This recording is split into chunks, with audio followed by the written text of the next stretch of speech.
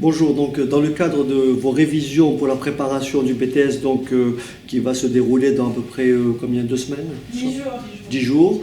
Donc aujourd'hui, je vais simplement traiter un cas de BTS, donc session 2008, c'est le cas Benevac. Le cas Benevac, donc, qui aborde deux thèmes qui m'intéressent et qui vous intéressent justement. C'est le choix du mode de financement, dont bien sûr vous retrouvez une séquence enregistrée qui explique un peu toutes les modalités. Donc cet exercice-là fait suite à cette séance, donc sur le choix du mode de financement. Donc on a comparé un mode de financement par emprunt et un mode de financement par crédit bail. Ensuite suivra un exercice sur la gestion des stocks. Donc il est question de l'opportunité de changer une cuve. Donc je vais vous donner un peu le contenu de cette épreuve, donc, qui date de 2008, BTS CGO. C'est le cas Benevac. Vous pouvez aller sur Internet pour télécharger le sujet.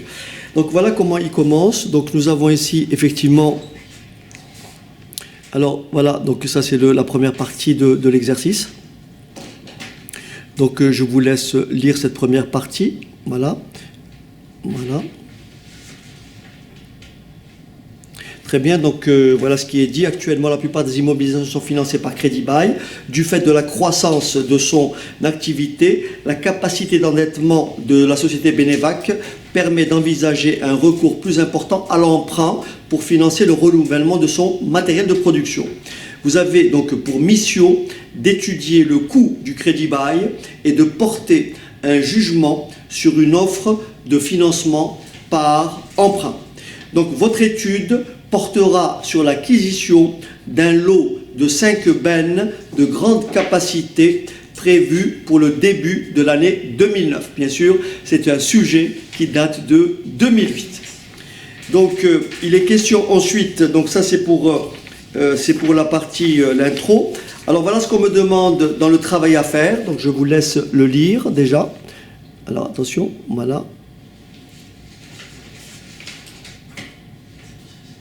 Très bien, donc ça c'est la partie toujours pour éventuellement donner les modalités, calculer les FNT dans le cadre d'un crédit bail. Donc voilà ce que dit le sujet. À l'aide des annexes 4 et 5, premièrement, calculer les flux nets de trésorerie, donc les FNT liés au financement par crédit bail, en complétant l'annexe B à rendre avec la copie. Je vous montrerai l'annexe B tout à l'heure. Calculer au taux d'actualisation de 6% la valeur actuelle nette du financement par crédit bail. Donc comme on a dit, on va comparer la valeur actuelle nette du mode de financement par emprunt et la valeur actuelle nette du mode de financement par crédit bail. Bien sûr, l'entreprise retiendra celle qui dégagera la plus grande vanne. Ensuite, on vous dit, à l'aide de l'annexe 6, vous voyez comme c'est écrit en bas là, donc à l'aide de l'annexe 6, voilà, donc à l'aide de l'annexe 6 et des calculs effectués précédemment, citez le mode de financement à retenir en justifiant votre choix. Je vous livrerai après la deuxième partie, ça ne sert à rien d'alourdir la vidéo, donc je vous montrerai un peu la troisième partie, enfin la deuxième partie pour la séance d'aujourd'hui, mais la troisième partie du sujet, qui effectivement a trait à ce qu'on appelle une gestion de stock. Donc on va, au départ, je vais vous montrer l'annexe B, donc l'annexe 6 et l'annexe B. Voilà, l'annexe 6, c'est ça. L'annexe 6, c'est ça. Donc voilà ce qu'on vous donne pour l'annexe 6. Donc voilà, le montant de l'emprunt. Et on a calculé bien sûr la vanne du mode de financement par emprunt. Voilà, voilà dans ce sens, voilà. Ok, je la lis pour vous. Donc l'annexe 6 dit montant de l'emprunt 15 000 euros, durée de l'emprunt 5 ans, amortissement par annuité constante de fin de période, n'est-ce pas? Versement de fonds le 1/2009, le taux d'intérêt 4,5% et bien sûr la valeur actuelle nette, donc la vanne de ce mode de financement par emprunt, au taux d'actualisation de 6%, et de plus 1 254 euros. Ça veut dire qu'on a une vanne positive. Donc pour préférer le financement par crédit bail, il faudrait que la vanne du mode de financement par crédit bail soit strictement supérieure à combien? À 1254 €. On le verra tout à l'heure. On verra que malheureusement, cette vanne-là sera effectivement négative, mais on le verra tout de suite. Alors maintenant, pour le tableau des flux, voilà ce qui est donné en annexe. Donc c'est très important. Donc voilà ce qu'il faut compléter. Donc voilà. Et ça, je l'ai expliqué lors de la dernière séance. Donc je vous invite à relire cette vidéo sur justement le choix du mode financement. Donc là, voilà la première partie du tableau. Et la dernière partie du tableau, j'essaierai de faire tout ça proprement. Donc voilà ce qu'il faut renseigner. Il faut renseigner alors je vais expliquer rapidement le montant financé, 15 500 €.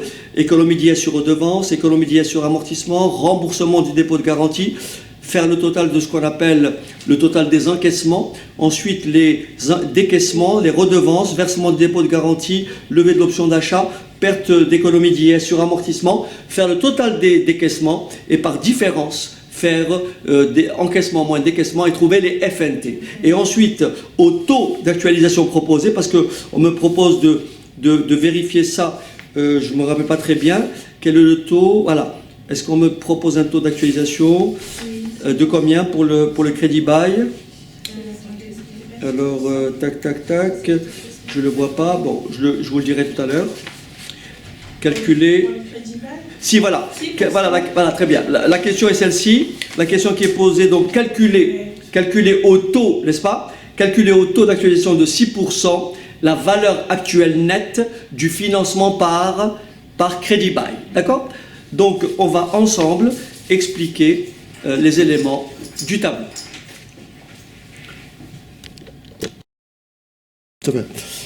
Très bien. J'ai omis de vous montrer donc l'annexe 4 et 5. Donc l'annexe 4, qu'est-ce qu'elle dit? Voici, donc je vous le lirai après. Donc ça c'est l'annexe 4. Voilà, l'annexe 4. Alors je relis rapidement. Descriptif de l'amortissement d'une benne de 30 mètres cubes. Valeur brute 3100 €. Durée d'utilisation prévue 5 ans. Mode d'amortissement retenu linéaire. Valeur résiduelle néant. Donc je pense que ce n'est pas l'annexe 4 qui nous intéresse, mais plutôt l'annexe 5. L'annexe 5 qui est liée donc au contrat de crédit bail. Donc c'est pas une benne. Hein, chaque benne fait 3100 €. Et comme l'investissement porte sur 5 bennes, ce qui nous fait donc un investissement de 5 fois 3100 €, ce qui explique le montant de 15 500 €. Donc je vous livre le tableau pour ce qui est des modalités donc, du crédit bail. Les voici, que je vais vous lire juste après. Voilà. J'espère que c'est lisible. Voilà. OK. Alors, que dit ce tableau? Il dit ceci. Le contrat porte sur la location de 5 bennes de 30 mètres cubes, donc 5 fois 3100, soit 15 500. Donc ça, c'est le montant d'investissement. Location de 5 bennes, donc de contrat, début du contrat le 1er janvier 2009. Durée du contrat, 4 ans. Attention, redevance annuelle, 4 200 €. Donc, c'est des redevances qui sont versées, très important, en début de chaque année. Donc, on va commencer en début de 2009. D'accord? Ensuite, dépôt de garantie, 10% de la valeur brute. Donc, 10% de combien? De 15 500, j'imagine, c'est ça? Hein, le dépôt de garantie est de 1550, c'est ça? Voilà. Et donc, versé en début du contrat. Ouais. Et ce dépôt de garantie est remboursable à la fin de la 4e année. Est-ce que c'est bon? Oui. Donc, fin de 4e année. On rappelle que l'investissement a une durée prévue de 5 ans. Hein, oui. Amortissement 5 ans en linéaire. Nous avons une option d'achat, regardez bien, nous avons une option d'achat pour le total des 5 bennes de 3 000 €. Cette option d'achat, elle est versée à la fin de la 4e année. Les bennes acquises, bien sûr, sont amortissables intégralement la 5e année. C'est-à-dire que Bien sûr, l'entreprise, elle est locataire du bien. Elle va lever l'option d'achat donc pour 3 000 € et elle va pratiquer un amortissement de 3 000 € sur la dernière année. Est-ce que c'est bon? Ok, donc voilà pour les caractéristiques du contrat de crédit bail et bien sûr les conventions du calcul. Alors, pour le calcul, très important, je vous montre ce qui est indiqué dans le sujet. Voilà.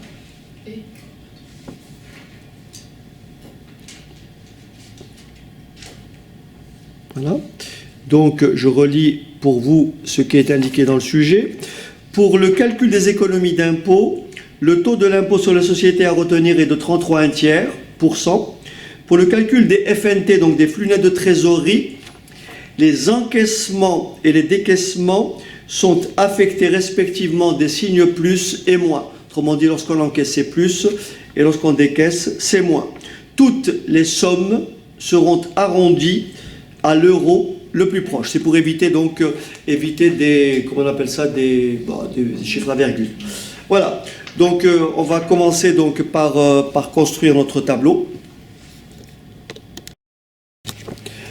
Alors d'abord, avant de compléter ce fameux tableau, j'aimerais vous rappeler les éléments importants. Rappelez-vous, lorsqu'on calcule ce qu'on appelle la vanne économique, c'est la vanne calculée à partir d'un mode de financement, à partir d'un mode d'autofinancement. Autrement dit, l'entreprise s'autofinance, autrement dit, l'entreprise réalise cet investissement sur fonds propres. Et lorsqu'on a calculé la vanne, la vanne économique, on a d'abord calculé ce qu'on appelle les FNT économiques. Puis, avant les FNT, on a calculé la CAF économique. La CAF économique, qu'est-ce qu'elle dit? Elle dit chiffre d'affaires, moins charge variable, moins charge fixe hors amortissement, moins amortissement, égale résultat brut, moins IS, égale résultat net. On réintègre les amortissements et on trouve la CAF. À partir de là, on a construit le tableau des FNT. Le tableau des FNT, on reprend, bien sûr, pour les emplois, c'est-à-dire les décaissements, c'est l'investissement en zéro, le BFR en zéro. Qu'est-ce qu'il y a d'autre comme possibilité? C'est tout. Maintenant, pour ce qui est des encaissements, on reprend la CAF, d'accord?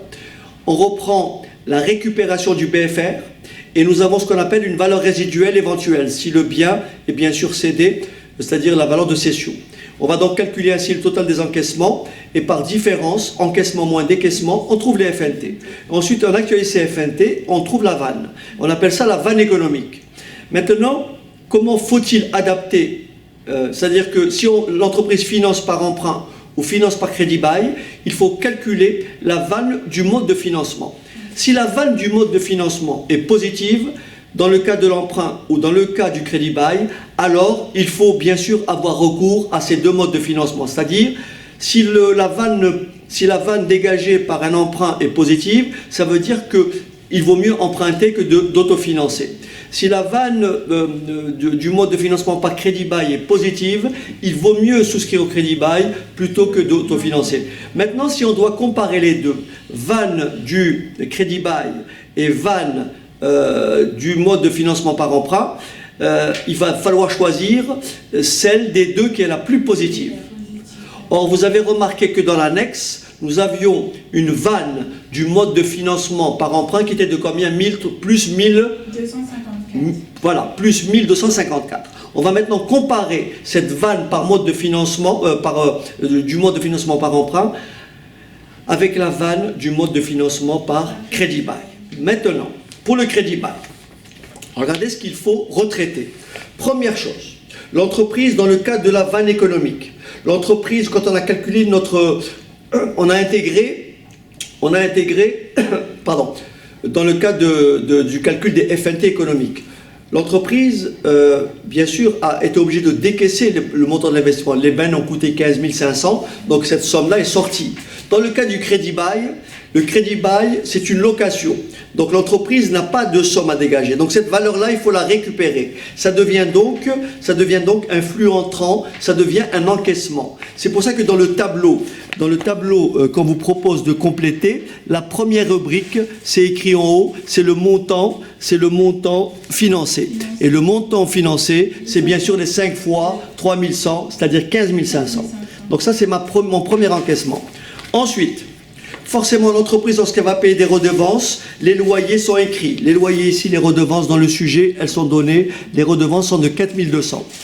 Or, l'entreprise ne paiera pas 4200. Elle paiera 4200 moins l'économie d'IS. L'IS est 33 un tiers. L'économie d'IS, c'est 4200 divisé par combien? Par 3. Donc, elle va faire une économie d'IS de 1400. Donc 1400 tous les ans. Regardez ce qui va se passer. Voilà. Elle va donc faire une économie d'IS de 1400. Je ne sais pas si vous le voyez. Voilà. Donc nous sommes début 2009, nous sommes fin 2009, fin 2010, fin 2011, 2013. Est-ce que c'est bon? Elle fait donc une économie d'impôt sur 4 ans puisque la durée du contrat est de 4 ans. Non mais les loyers sont dus sur 4 ans. On est d'accord? Donc là, vous avez compris, pour le premier poste d'économie. Elle fait donc une économie d'IS sur les redevances. Maintenant, ensuite, il y a une entrée d'argent. Rappelez-vous, il y a un dépôt de garantie, n'est-ce pas? Il y a un dépôt de garantie, et bien sûr, ce dépôt de garantie, qu'est-ce qu'il est fait? Il est récupéré. Il est récupéré au bout des 4 ans. Est-ce que c'est bon? Donc le dépôt de garantie était de 10% du montant financé, c'est-à-dire 10% de 15 500, ce qui veut dire 1550. Ça, c'est le dépôt de garantie qui a été remboursé. Ensuite, quel est l'autre mode d'encaissement? Il n'y en a rien. Il n'y a rien d'autre. Si. Rappelez-vous, l'entreprise, en dernière année, elle a levé l'option d'achat en fin 2012.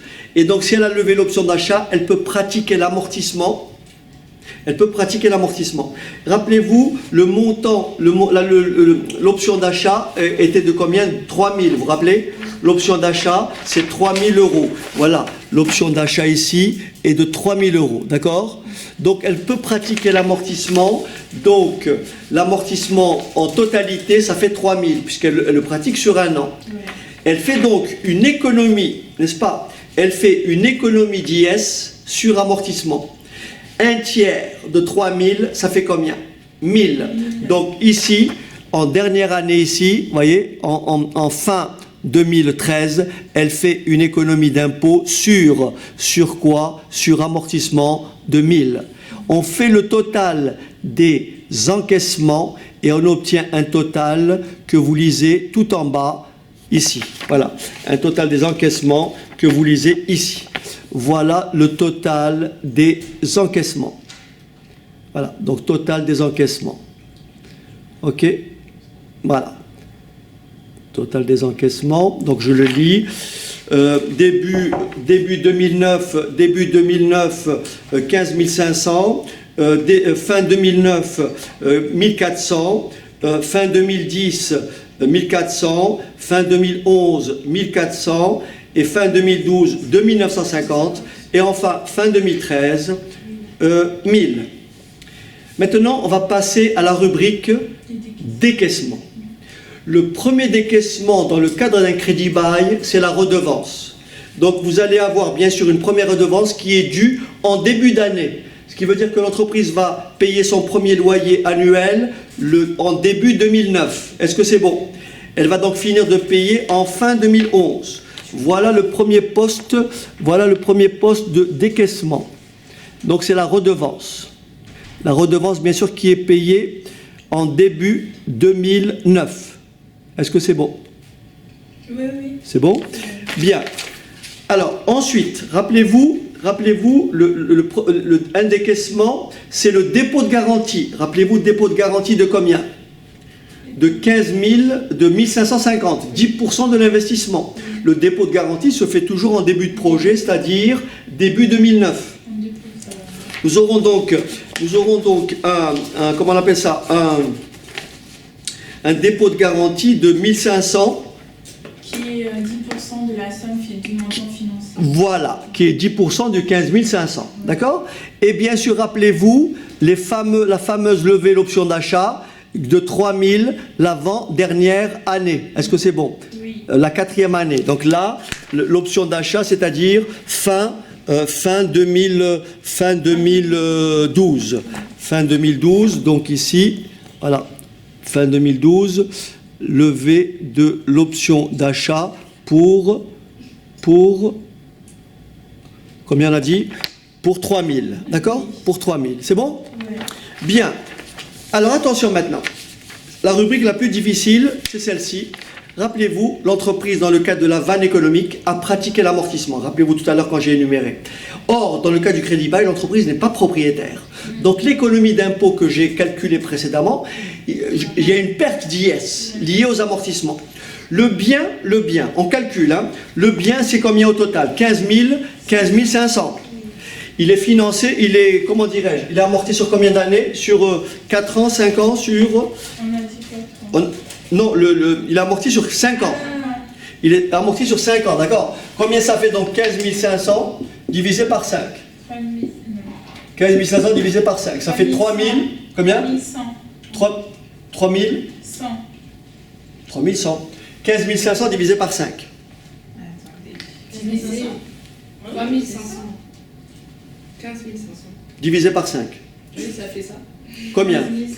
Attendez, hein. 3100. 3100. C'est ça. D'accord. Et donc, elle fait une économie d'impôt de combien? Elle fait une économie d'impôt de combien? Un tiers de 3100. Ouais. Combien ça fait un tiers de 3100? Un tiers de 3100. Ça fait 1000. Ça fait combien? 1033. Ça fait une économie d'IS, elle a une perte d'économie d'IS de combien? De 1033 €. C'est ce que vous voyez ici dans le tableau qui vous est proposé. Ici, perte, ici donc, que je mette le doigt dessus, voilà, c'est ici, perte d'économie d'IS. Vous voyez, de 1033. Est-ce que c'est bon? 1033 la première année, 1033 la deuxième, jusqu'à la cinquième. Est-ce que ça va? Voilà. Donc ça, c'est apparenté à un décaissement. On fait le total des encaissements, on les a fait tout à l'heure, le total des décaissements, donc ici, le total des décaissements, que je vous montre, à la limite, je peux vous montrer les deux en même temps, vous voyez en gras, vous avez les encaissements plus hauts, en plus, et les décaissements plus bas, d'accord? Et par soustraction, vous obtenez ce qu'on appelle les flux nets de trésorerie. Vous obtenez les flux nets de trésorerie. Alors, je vais les écrire au tableau. C'est beaucoup plus facile. Je vais écrire au tableau les FNT qu'on a obtenus. Il n'y a pas un petit bout de sopalin un peu plus propre?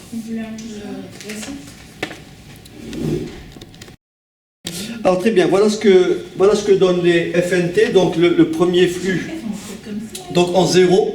Donc, en début 2009. Donc, nous avons plus 9750. Donc là, nous sommes en 0, plus 9750. Ensuite, en 1, moins 3833. Ensuite, en 2, pareil, même montant. En 3, Pareil. même montant. En 4, Même montant. non, en 4, moins 1000. 83. Voilà, moins 1083. Et en 5, 33, moins 33. moins 33. D'accord? Ok. On me dit que le taux d'actualisation est de combien? Est de 6%. Et on me demande donc de calculer la vanne.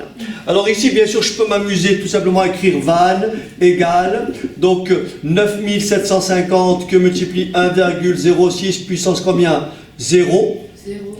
Puisque je suis à l'époque 0, donc là je vais tout de suite l'enlever, ce n'est pas la peine. Donc 1,06, tout simplement ça fait 9750. Donc ici, si vous remarquez, c'est le même montant qui se déplace, vous voyez? Donc là, voilà, là, vous actualisez chacun. On peut le faire un à un, mais c'est pas élégant. On peut faire moins 3833 que multiplie 1,06 puissance combien? Moins 1. Plus moins 3833 que multiplie 1,06 puissance combien? Moins 2. Plus moins 3833 que multiplie 1,06 puissance moins 3. Mais comme les annuités sont égales, on peut aller plus vite en appliquant ce qu'on appelle la valeur actuelle d'une suite d'annuités constantes de fin de période. Donc je vais directement écrire moins 3833 que multiplie 1 moins, n'est-ce pas? 1,06 exposant moins 3, parce qu'il y en a 3, sur 0,06. Donc ça, c'est pour actualiser ces trois annuités qui sont constantes. Je passe maintenant à l'avant-dernière. Donc moins combien? Moins 1083 que que multiplie 1, 0,6 puissance combien? Moins 4. Il m'en reste une dernière, moins 33, que multiplie 1, 0,6 puissance combien? Moins 5. On tape tout ça à sa machine, et la réponse, je l'ai, la vanne est égale à tout simplement moins 1378. Moins 1378. Donc la réponse est vraiment très simple. La réponse est vraiment très simple. Pourquoi? Pourquoi la réponse est simple? Parce que ici nous avons une vanne négative. Rappelez-moi tout à l'heure, le montant de la vanne, quel était le montant de la vanne par emprunt? C'est plus, voilà, la vanne du mode de financement par emprunt est de combien? Plus 1000, combien? 154. 1254. 1254. Donc la vanne du mode de financement par emprunt est supérieure à la vanne du mode de financement par crédit bail. Par conséquent, l'entreprise a bien entendu intérêt à avoir recours à l'emprunt. Ouais. Donc voilà pour la partie Benevec, la partie donc liée au mode de financement. Est-ce que j'ai le temps de faire la gestion des stocks? Je ne sais pas. Je vais demander aux filles, parce que là, ils viennent juste de me ramener un petit café. Donc, je vais vous dire.